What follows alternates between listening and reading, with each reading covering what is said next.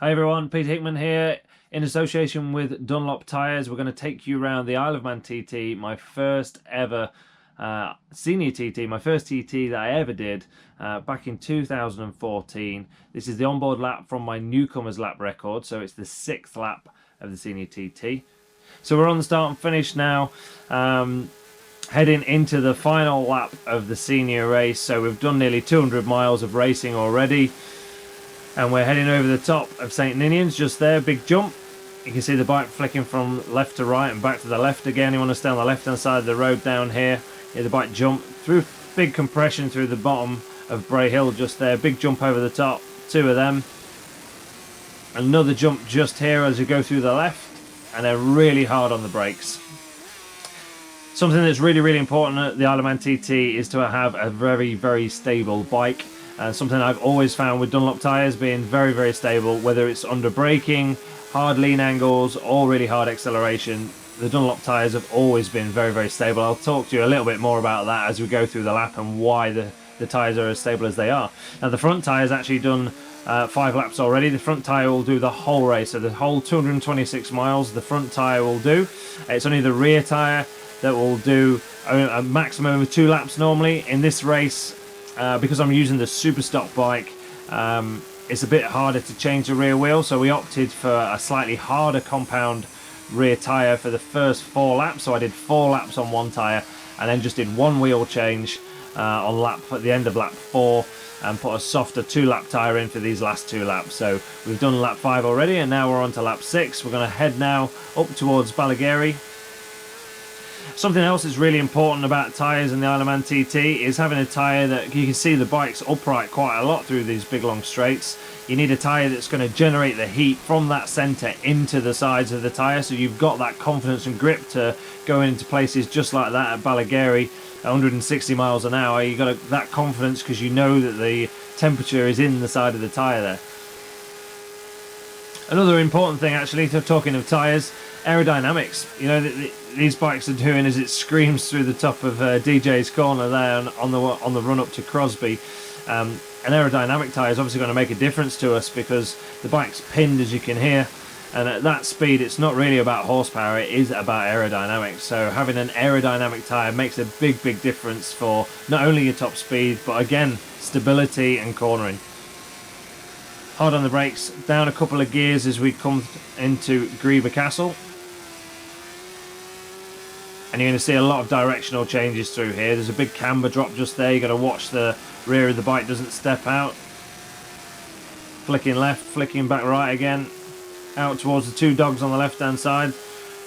Into the next right hander. 5th gear all the way through here and coming up to Greeba Bridge. Back a couple of gears. You'll hear I'm not actually blipping. You'll hear the odd blip through this lap, but generally speaking, I love a good blip on a down change. But we were really tight on fuel in the Ice Valley BMW this year. The tank wasn't quite big enough, so to try and save even the minuscule amount of fuel, I was not blipping, which is really alien to me, and I don't particularly like it. We can hear these downshifts right now as we're coming into Ballacrane. I'm not blipping down the box, which I don't particularly like, but I needed to save fuel, so I did what I needed to do. The course is going to get a lot more technical from here on in. 4th gear as we run now, 5th on the way into Ballig Bridge. Back a gear, this is where Guy Martin tipped off a few years ago on the Honda. And we're heading into Laurel Bank now.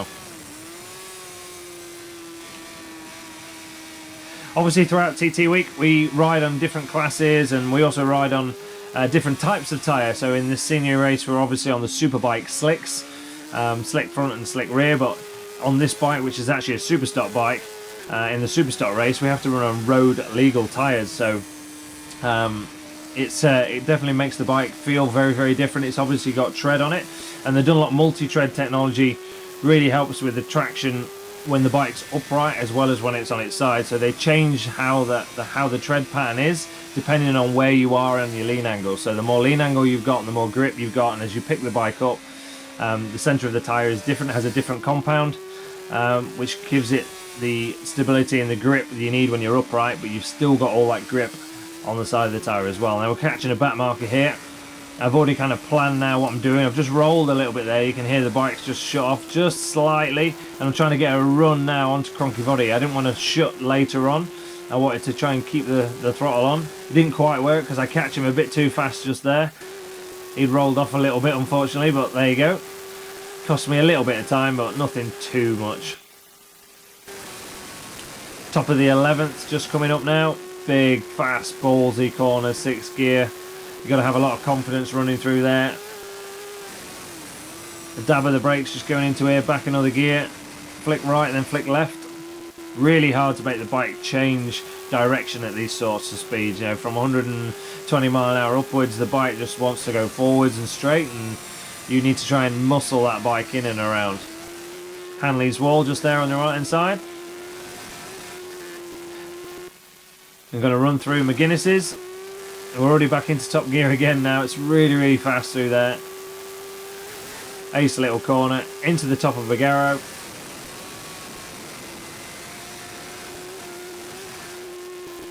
Now through the bottom of Vigaro, we're going to have a massive compression. So as you can imagine, the whole bike flattens into the floor. The tyre squashes.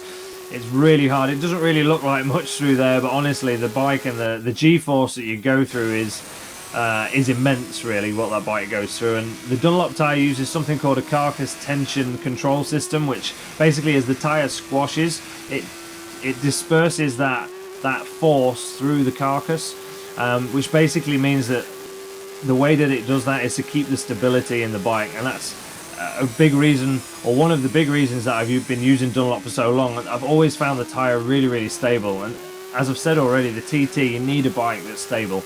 You need a bike that's going to give you that confidence and feel.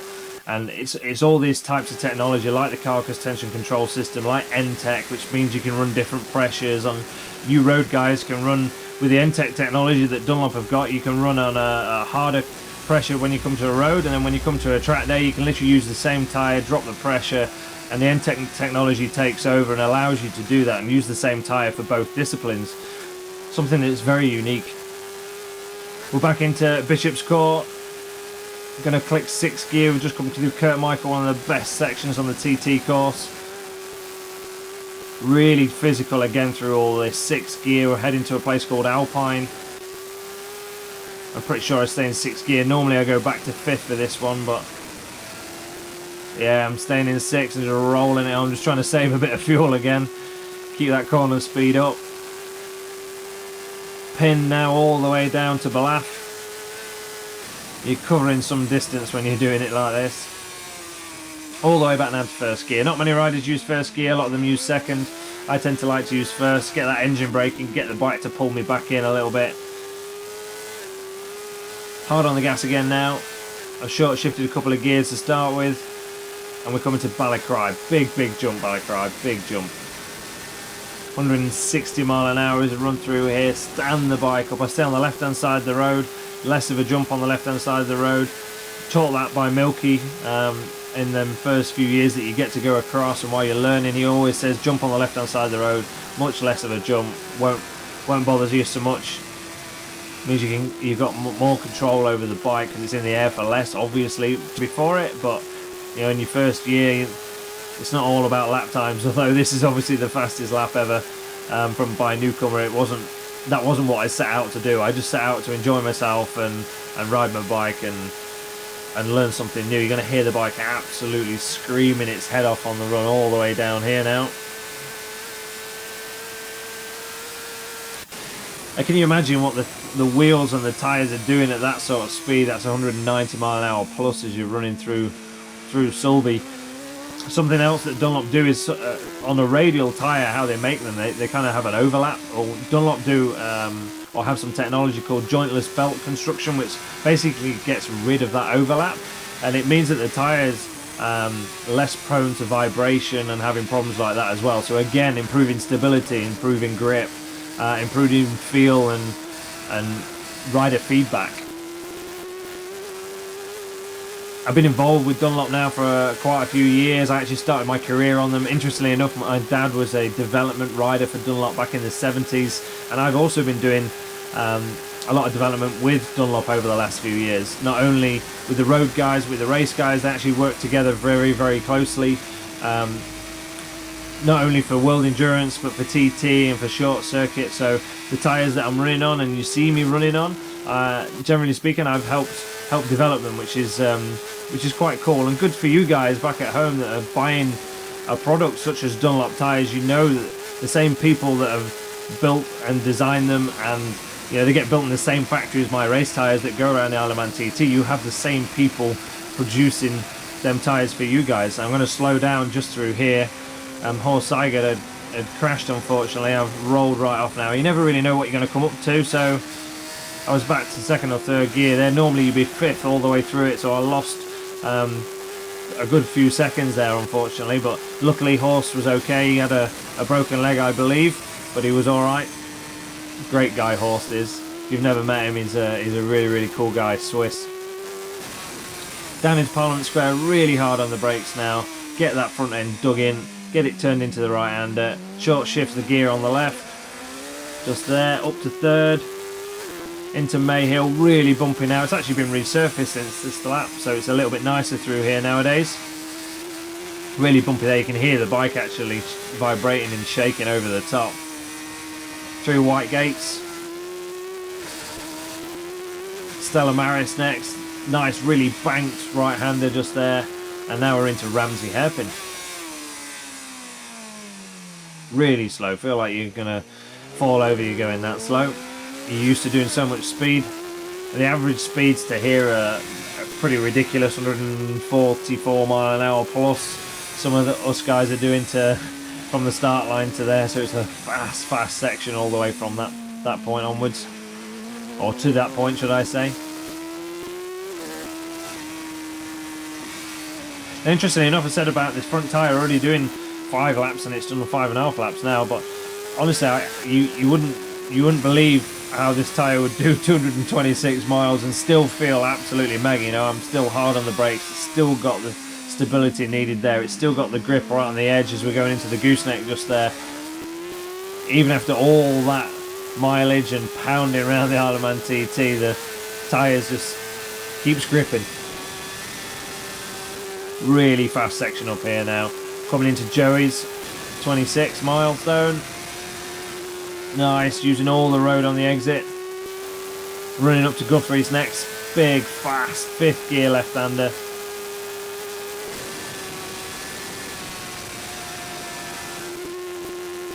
Back a couple of gears. Now you need a real good run through here because you're going to have a big long straight. You've got the mountain mile coming up. Up to 3rd gear, into the left. Keep the speed up, run out to the right. Pull it all the way back to the left again. Click for this one. You've got to keep the speed up through that one. Really tough corner, but if you get that corner right, you've now got a mile's worth of straight. So the faster you come out of that corner, the more time and speed you get up this straight.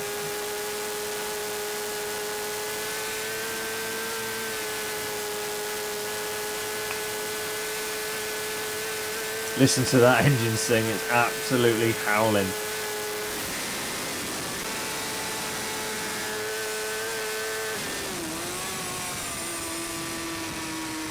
The mountain section's absolutely awesome. I actually ran in there a bit deep, as you can hear.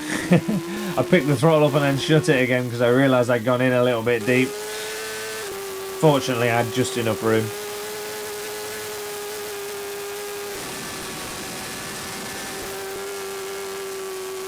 This mountain section is really different compared to a lot of the other places on the Isle of Man TT course.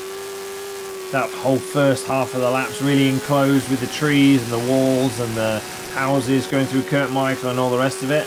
And then when you come onto the mountain, it's just really opens up. The whole place opens up. It's really bright. The circuit's actually a bit wider. It tends to be a lot smoother actually on the mountain as well.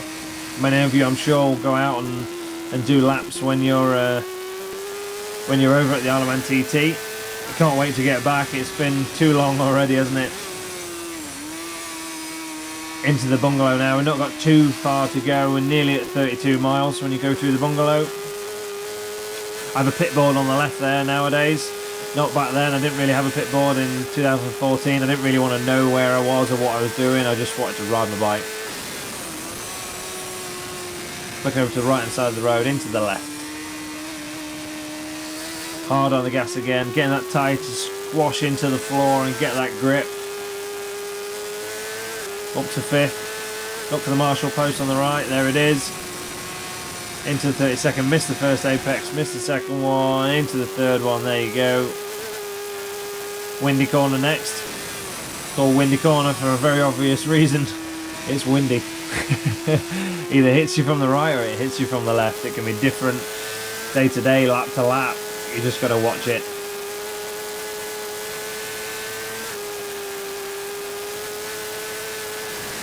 Heading up towards the 33rd milestone now. Back a couple of gears into 4th for this big left. Big ballsy corner, that one.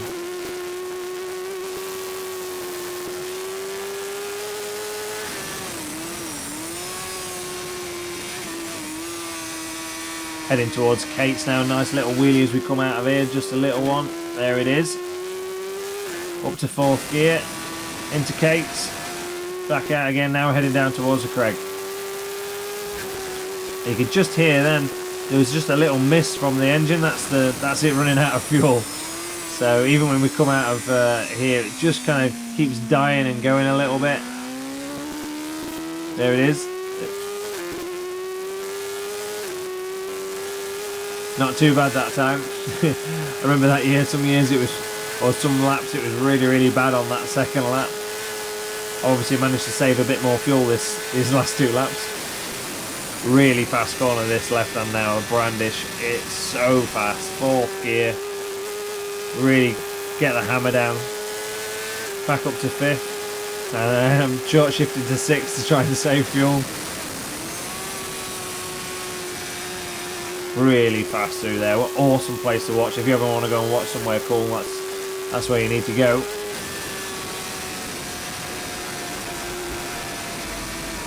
Signpost corners next. A little bit of movement from the rear as it just runs top of the, right on the crest of the road. That was just going over the top of the crest, and the bike wants to move over the top of it. And it was a miss again as it's running out of fuel. This is called bedstead. Trying to keep the momentum going now. It's just dying a bit more and a bit more. Really nadgery through all this little bit. You know, it's green through here because it doesn't get used at all by the traffic anymore because there's a little bypass. So all under here, all for the whole 2 weeks. Normally it's really green. The track's not very grippy at all. You've always got to watch what you're doing. And then back out onto the start and finish. And you can hear the bike really kind of dying and going again now. It cost me a bit of time, but nothing too major, to be quite honest. And there we go. That is the Newcomer Lap Record from the Isle of Man TT with myself, Peter Hickman, on the Ice Valley BMW. 17 minutes 32 seconds, 129.104 mile per hour average. As you can tell, I was quite happy with myself. I finished 11th in the race actually, which I was over the moon with.